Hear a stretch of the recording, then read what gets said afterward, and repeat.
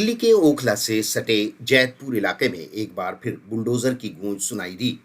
लेकिन इस बार मामला सिर्फ दो चार मकानों तक सीमित नहीं था। स्थानीय लोगों के मुताबिक करीब 100 से ज्यादा घरों पर पीला पंजा चला और देखते ही देखते कई परिवारों की जिंदगी मलबे में तब्दील हो गई। जिन घरों को लोगों ने वर्षों की मेहनत, मजदूरी और छोटी छोटी बचत से बनाया था, वो कुछ घंटों में टूट कर बिखर गए। सबसे दर्दनाक तस्वीर तब सामने आई जब महिलाएं अपने टूटे घरों के सामने बैठकर रोती दिखी, बच्चे अपनी किताबें और सामान मलबे से ढूंढते नजर आए और बुजुर्ग बेबसी से सिर्फ बुलडोजर को देखते रह गए। कई लोगों का कहना है कि उन्हें पूरा समय भी नहीं दिया गया। कुछ लोग तो काम पर गए हुए थे, वापस लौटे तो उनका आशियाना ही गायब मिला। लेकिन इस पूरी घटना में सबसे बड़ा सवाल सिर्फ बुलडोजर पर नहीं, बल्कि उन नेताओं पर भी उठ रहा है जो चुनाव के वक्त हर गली मोहल्ले में दिखाई देते हैं। स्थानीय लोगों का आरोप है कि जब उनके घर टूट रहे थे, जब परिवार सड़क पर आ गए, तब इलाके का कोई बड़ा नेता, कोई जनप्रतिनिधि, कोई मदद के लिए सामने नहीं आया। ना किसी ने आकर हाल जाना, ना राहत की बात की, ना कानूनी मदद का भरोसा दिलाया। लोगों का कहना है कि वोट लेने के समय हर पार्टी और हर नेता जनता के बीच आता है, लेकिन जब गरीबों के सिर से छत छिन जाती है, तब सब खामोश हो जाते हैं। कई परिवारों ने आरोप लगाया कि जिन लोगों ने सालों तक बिजली पानी के बिल दिए, वोट डाले, पहचान पत्र बनाए, आज वही लोग अपने अस्तित्व के लिए संघर्ष कर रहे हैं। जैतपुर और आसपास के इलाकों में लंबे समय से अवैध निर्माण और जमीन विवाद के मुद्दे उठते रहे। प्रशासन का कहना है कि कार्रवाई कानून के तहत की जा रही है, लेकिन सवाल यह भी उठता है कि अगर निर्माण अवैध थे तो इतने सालों तक ये मकान बनते कैसे रहे? लोगों को बिजली पानी कनेक्शन कैसे मिले? और अगर कार्रवाई करनी ही थी तो क्या पुनर्वास या वैकल्पिक व्यवस्था पर कोई सोच नहीं होनी चाहिए थी? आज इन परिवारों के सामने सबसे बड़ी चिंता सिर्फ टूटा हुआ मकान नहीं, बल्कि आने वाले दिनों का भविष्य है। छोटे छोटे बच्चे कहाँ रहेंगे, पढ़ाई कैसे करेंगे, मजदूर काम पर जाएंगे तो परिवार को कहाँ छोड़ेंगे? गर्मी और बारिश के मौसम में सड़क पर रहना कितना मुश्किल होगा, इसका अंदाज़ा लगाना भी आसान नहीं है। यह घटना सिर्फ जैतपुर की नहीं, बल्कि उन तमाम गरीबों और निम्र मध्यम वर्गीय परिवारों की कहानी बन चुकी है, जो वर्षों तक मेहनत करके एक छोटा सा घर बनाते हैं और फिर एक दिन अचानक सब कुछ खो देते हैं। प्रशासन अपनी कार्रवाई को सही ठहरा सकता है, लेकिन इंसानियत का सवाल आज भी वही खड़ा है। क्या इन लोगों की सुनने वाला कोई नहीं? अब देखना यह होगा कि क्या सरकार और जनप्रतिनिधि इन प्रभावित परिवारों के लिए कोई राहत, पुनर्वास या मदद का ऐलान करते हैं, या फिर ये लोग यूं ही मलबे के बीच अपनी जिंदगी दोबारा शुरू करने को मजबूर रहेंगे। देखिए, ये खास रिपोर्ट हमने लोगों से जो यहाँ बात किया, क्या कहते हैं, वो भी सुनना ज़रूरी है। ये जैतपुर की इस उस जगह पर हम खड़े हैं जहाँ ये सारे मकानात को तोड़े गए हैं, और ये देख सकते हैं ये हमारे यूथ हैं, नौजवान हैं। आप सोचिए, इन ईंटों को ये बटोरें, इन सामानों को ये इकट्ठा करें, इन झंझटों में पड़ें या फिर मुल्क के लिए कुछ कर पाएँ।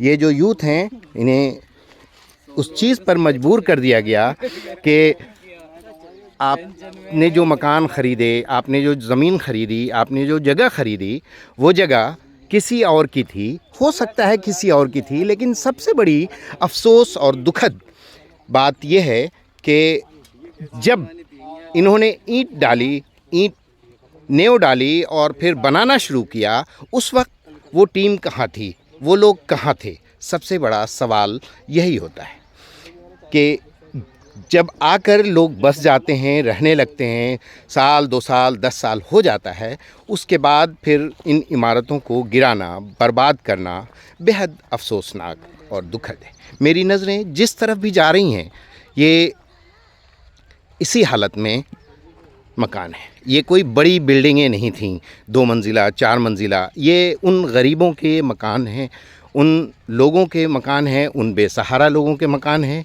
जो अपनी पूंजी को इकट्ठा करके, जमा करके, कुछ पैसे जमा करके ज़मीन ख़रीदी, प्लॉट ख़रीदा और फिर आकर के मकान बनाना शुरू किया। लेकिन यह है कि कहते हैं कि ये किसी और की ज़मीन थी और फिर आए और इस तरह से जो भी चीज़ें होती हैं, लेकिन बेहद अफसोसनाक है। ये एक दो मकान नहीं हैं, यहाँ पर जिस तरफ भी नज़र जा रही है वो इसी तरह से मकान गिराए गए हैं।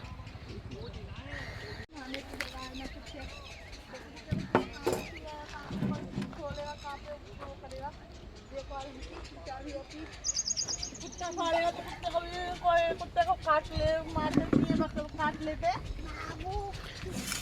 ये क्या कुछ हुआ था आपको पहले नोटिस मिला था यहाँ पर हमारे को नोटिस नहीं मिला। हटाने का, तोड़ने का? नहीं, नोटिस मिला होता तो नहीं झमेला क्यों होता। तो फिर क्या हुआ, कैसे आ गए ये एकाएक? ये बहुत जल्दी आ गए थे अंकल कल ये किसकी ज़मीन थी ये? हमारी जमीन थी। हमने बकरी खाना बना रखा था ना अपना, पूरा ही तोड़ दिया है। कितनी बकरी पाल रखी थी आपने?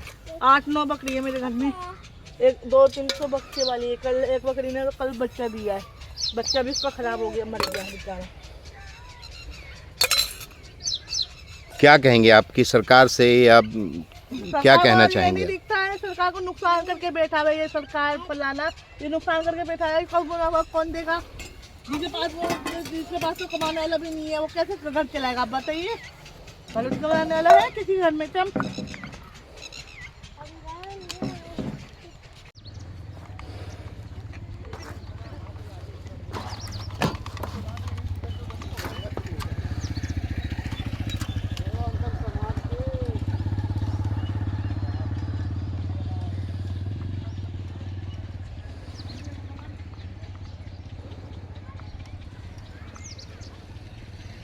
जैतपुर की ये वो जगह जहां हम आए हैं और एक दो नहीं बल्कि 100 बिल्डिंग तोड़ी गई है। जो चश्मदीद हैं क्या कहती हैं, कैसे कोई नोटिस वगैरह आया था आपके पास? कोई भी नोटिस नहीं आया, कोई भी नोटिस नहीं दिया, अचानक से तोड़ा।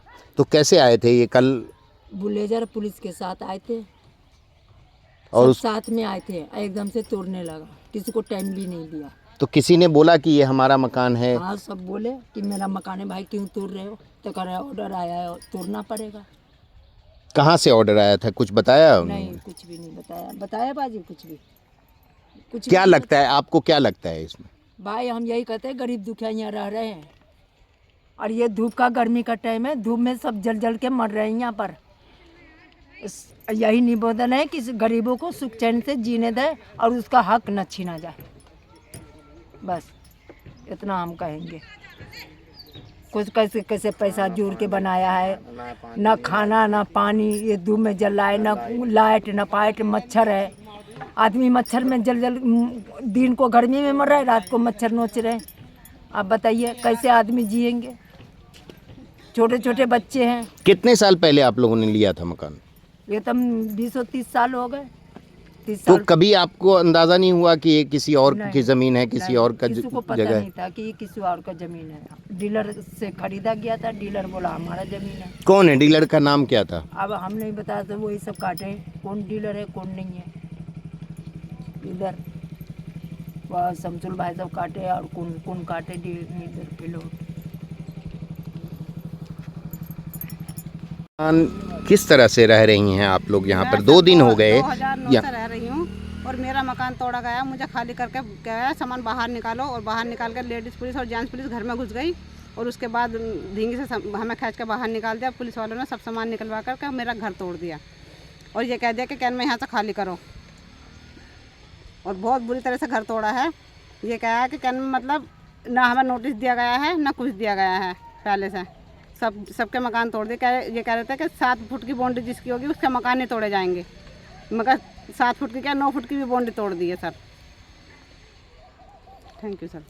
कैसे अब रह रही हैं आप लोग? रहने के देखो अब कैसी, वो कुछ भी सुविधा नहीं है रहने की, रोड पर सो रहे हैं यहाँ पे हम। जो विधायक हैं, जो काउंसलर हैं, वो लोग आए पूछने के लिए? अभी कोई नहीं आया सर पूछने के लिए, अभी कोई नहीं आया पूछने के लिए। जो इलाके के जो नेता हैं वो तो आए होंगे? अभी सर अभी आया नहीं कोई भी पूछने के लिए, मगर इस मामले में मुझे सब पक्का मालूम नहीं है सर, क्योंकि मैं उधर थोड़ा चली जाती हूँ ना, सामान वामान रखा है, बच्चे छोटे छोटे से हैं तो उधर चली जाती हूँ मैं।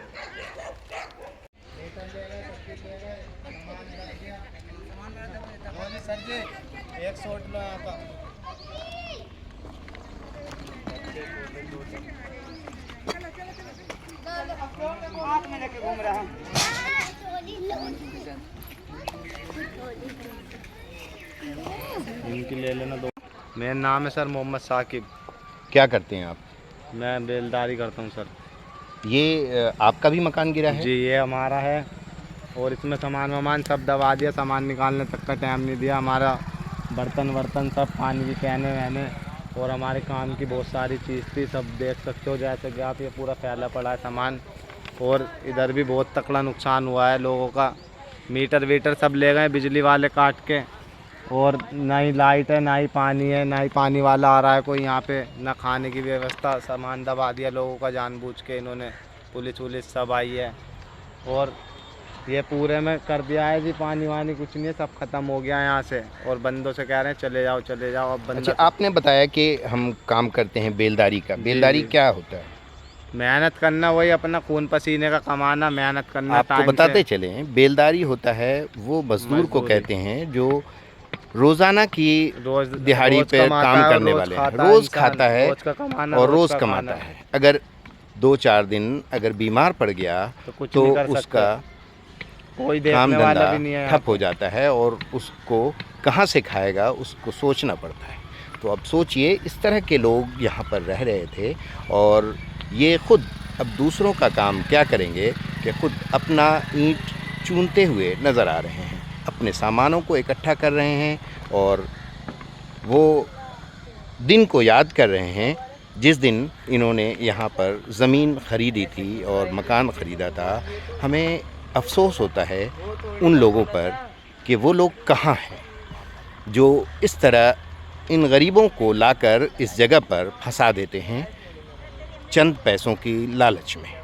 दुनिया कितनी बड़ी है और कितने दिन रहना है, ये फ़ैसला हर इंसान ज़रूर करता है सुबह शाम, लेकिन उसके बाद भी इस तरह के हादसे पेश आते हैं।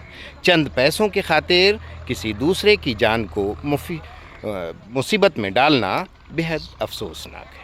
वीडियो अच्छी लगे तो ज़रूर शेयर कीजिएगा और हमारी जो रिपोर्टिंग है, ग्राउंड रिपोर्टिंग है, आज हम यहाँ पर आए हैं इसी मकसद से आए हैं कि इनके साथ हम साझा करें क्या इनका दर्द है, क्या इनकी तकलीफ़ें हैं, क्या इनकी परेशानी है। एक दो नहीं बल्कि सैकड़ों मकानात को यहाँ तहस नहस कर दिया गया है। हमारी सिर्फ़ और सिर्फ यही शिकायत है कि आखिर वो लोग पकड़ में क्यों नहीं आते, वो बिल्डर हैं या फिर जो बेचने वाले ज़मीन हैं, वो लोग कहाँ हैं? उन लोगों को सरकार क्यों नहीं पकड़ती